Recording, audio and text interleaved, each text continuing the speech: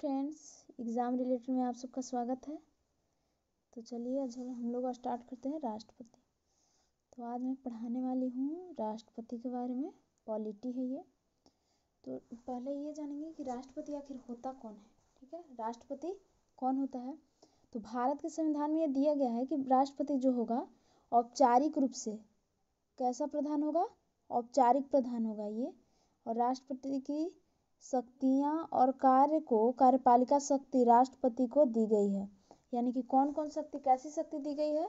एक तो कि औपचारिक रूप से, यानी कि सारा काम जो इनके नाम पर कौन करेंगे, प्रधानमंत्री। औपचारिक रूप से प्रधान कौन होगा, तो होगा राष्ट्रपति। औपचारिक रूप से जैसे कि आप इसको ऐसे समझ सकते हैं कि मान लेते हैं आपकी मम्मी को पैसा दे दिया जाता है रखने के लिए, लेकिन उसका यूज़ कौन करता है, उस पैसे का पापा ही करते हैं, है ना। तो उसी तरह से ये है कि बस राष्ट्रपति को एक दिया हुआ है कि हाँ आप ही सबसे प्रमुख हो, आप सबसे बड़े हो, लेकिन उसके नाम पे काम कौन करता है, सारा काम धाम जो होता है राष्ट्रपति करता है। और राष्ट्रपति जो है अब खुद के मन से कुछ भी काम नहीं कर सकता है, उसको सलाह देने के लिए जो होता है प्रधानमंत्री के साथ जो होता है मंत्री परिषद, प्रधानमंत्री और उसके मंत्री परिषद होते हैं क्या करने के लिए, सलाह देने के लिए इसको। ठीक है, सलाह देने के लिए होता है। और देश का प्रथम नागरिक माना गया है, जो राष्ट्रपति होते हैं देश के प्रथम नागरिक होते हैं। और औपचारिक रूप से ये जो होते हैं देश के अध्यक्ष भी होता है, जो राष्ट्रपति होते हैं ये औपचारिक रूप से देश का अध्यक्ष होते हैं। भारत में जो है कैसा प्रणाली है, संसदीय प्रणाली है, सबको पता है। और इसके अंदर नियुक्त होता है, संसदीय प्रणाली के अंतर्गत ही होता है, जिसमें वह राष्ट्र के नाम मात्र का अध्यक्ष होता है। और वास्तविक शक्तियाँ किसके पास होती हैं, प्रधानमंत्री और उसके मंत्री परिषद के पास। प्रधानमंत्री और मंत्री परिषद जनता के लिए, संसद के लिए जवाबदेह हैं। अब जो प्रधानमंत्री होते हैं और मंत्री परिषद जनता के लिए, अगर पूछा जाए आपसे कि उत्तरदायी जो होते हैं सामूहिक रूप से प्रधानमंत्री और मंत्री परिषद किसके प्रति होते हैं, तो वो है विधायिका के प्रति। यानी कि जो विधायिका, कार्यपालिका, न्यायपालिका आप लोग जो जानते हैं, जो बिल पास वास होता है, बिल कानून फिर बनता है उसके बाद, तो जो बिल पास करता है वो जो होता है विधायिका। और जो लागू करवाता है वही होता है कार्यपालिका। यानी कि लागू करवा, जो कानून कोई अगर बन गया तो उसको लागू कौन करवाएगा, उसको लागू करवाने का काम होगा मंत्री, प्रधानमंत्री और मंत्री परिषद का।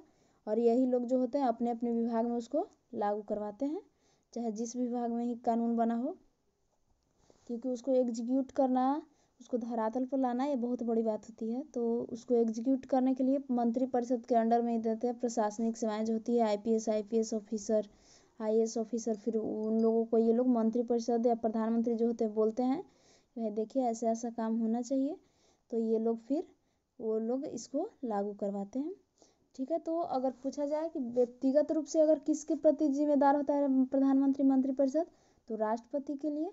और अगर सामूहिक रूप से पूछा जाए तो विधायिका के प्रति जिम्मेदार होता है, क्योंकि एग्जीक्यूट कराने का काम इनका होता है। जैसे किस एरिया में कोई काम चल रहा है तो पूछा जाएगा कि इस एरिया में जो, मान लीजिए कि रेल बनाने का परियोजना चल रहा है, उसमें पूछा जाएगा कि जो रेल बनाने का काम हो रहा था वो कहाँ तक हुआ। यानी कि जो रेल मंत्री होगा, जो से संबंधित उस विभाग है, उस विभाग से पूछा जाएगा कि कहाँ तक आपने काम किया। ये विधायिका इनसे प्रश्न पूछ सकती है, यानी कि जाएंगे ये लोग जब लोकसभा में, तो लोकसभा में इन लोग से प्रश्न पूछा जा सकता है और इनको उनके प्रश्न का जवाब देना जरूरी होता है।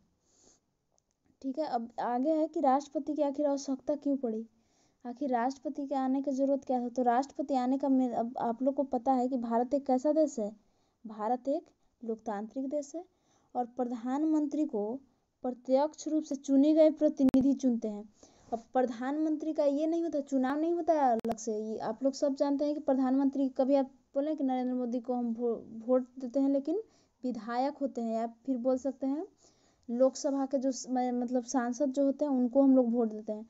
वही सांसद जो बहुमत दल का होता है, उस बहुमत दल से ही एक नेता चुना जाता है। जैसे कि भाजपा का पार्टी जीती है, ठीक है, तो उसमें से एक वो लोग मिल के अपना जो भी सांसद, जो भी वो लोग हैं, जो जीते हुए पार्टी के लोग हैं, वो लोग अपना एक नेता चुनेंगे।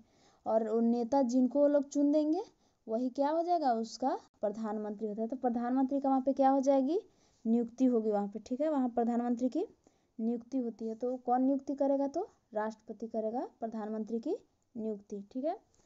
और प्रधानमंत्री के सलाह पर ही और भी मंत्रियों की नियुक्ति, जैसे कैबिनेट मंत्री होता है, जो भी मेन विभाग वाला जो होगा उसको क्या बोलेंगे? कौन सा मंत्री? कैबिनेट मंत्री। जो भी मेन विभाग, जैसे कि रेल मंत्री हो गया, रक्षा मंत्री हो गया, ये सब से रिलेटेड, ये सब से होगा जो, उससे क्या बोला जाता है? कौन सा मंत्री? कैबिनेट मंत्री, या उसको बोल सकते हैं आप लोग मंत्रिमंडल। तो मंत्रिमंडल जो होते हैं, सबसे मेन विभाग उन्हीं को सौंपा जाता है, और वो लोग जो होते हैं फिर उसको अपने अपने क्षेत्र में अपना जो भी है विकास का काम वो लोग करवाएंगे।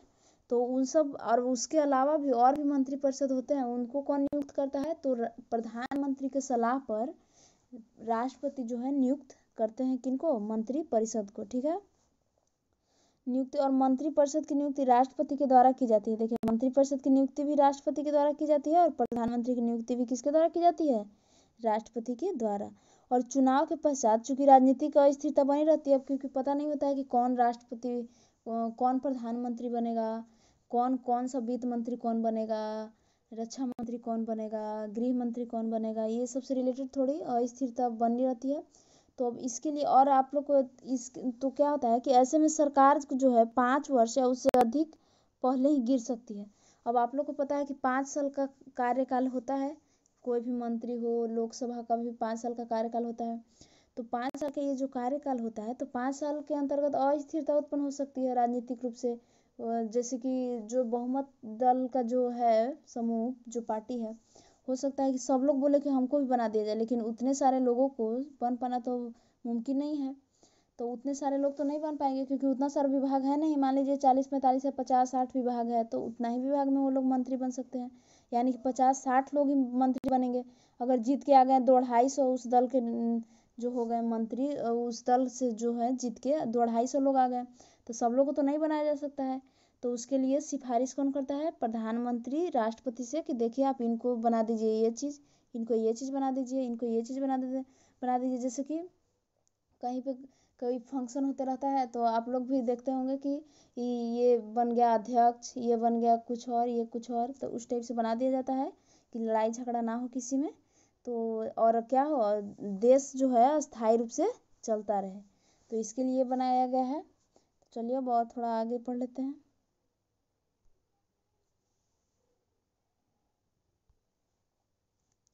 अब देखिए, सॉरी ये नहीं है। तो राष्ट्रपति की आवश्यकता क्यों पड़ी? तो ऐसे में 5 वर्ष या उससे अधिक से, या उससे पहले भी गिर सकती है सरकार। तो ऐसे समय में अस्थायी रूप से, यानी कि सरकार जो है नियमित रूप से चलती रहे, इसके लिए अस्थायी रूप से चलती रहे सरकार, इसके लिए सही निर्णय ले सक रहे हैं। अब कौन लेगा आखिर इसके लिए निर्णय?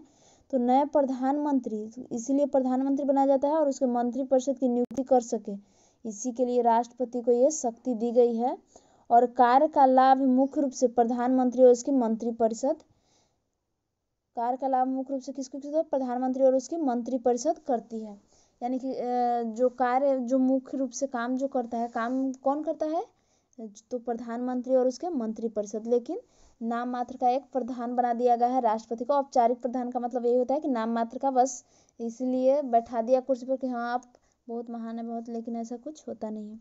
अब राष्ट्रपति और उपराष्ट्रपति की योग्यता दोनों को एक ही में पढ़ लेना है। तो राष्ट्रपति उपराष्ट्रपति के लिए संविधान के अनुच्छेद 58 में, कितने अनुच्छेद में? याद रखिएगा, अनुच्छेद 58 में योग्यता दिया गया है। तो योग्यता क्या होना चाहिए? तो पहली बात कि वो भारत का नागरिक होना चाहिए। दूसरी बात, उसकी आयु 35 वर्ष होना चाहिए। देखिए यहाँ पे मैं आप लोग को एक याद कराने का ट्रिक बता रही हूँ।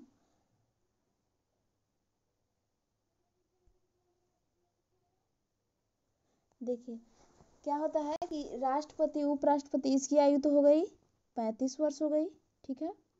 इसकी आयु कितनी हो गई? 35 वर्ष। लेकिन अगर आपसे पूछ दिया जाए, और ये कहाँ का होना चाहिए? भारत का नागरिक होना